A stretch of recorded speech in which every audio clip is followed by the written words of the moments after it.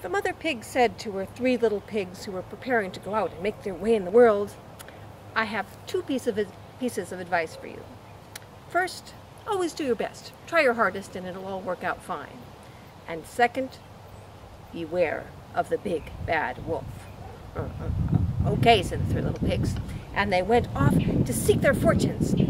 And the first thing they decided they needed to do was build houses. So the first little pig decided that she was going to make herself a house made of straw. Now, this was not your straw bale construction, ecologically sound, thick wall kind of. No, she just kind of threw up some hay the best she could, called it good enough, and sat down to watch American Idol. Well, the second little pig decided he was going to build a house out of sticks, and he gathered up some sticks and he tied them together and kind of shoved them here, shoved them there, made a little roof. Pretty good house. And he sat down to watch some videos on YouTube. But the third little pig, well, she drew out some plans, sketched it all in good, and built herself some sturdy walls out of bricks and mortar. And just as everything was all set up and dry, when who should come along to the first little pig's house but the big bad wolf. And the big bad wolf came and stared in the doorway, because there wasn't really even a proper door, and said, little pig, let me come in." "Oh, no, not by the hair of my chinny chin chin," said the frightened little pig. "Then I'll huff, and I'll puff, and I'll blow your house down." Hay everywhere, and the little pig scurried off as fast as she could go to her brother's house, and just got inside and slammed the door. The house wobbled a little bit, with the big bad wolf close behind her.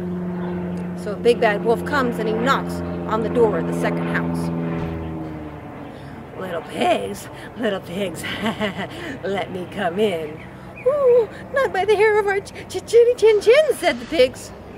"Then I'll huff, and I'll puff, and I'll blow your house down," said the wolf. And he huffed. House kind of wobbled. And he puffed. And the house really shook. And he blew the house down, sticks all over in a big heaping mess. And off went the little pigs to their sister's house.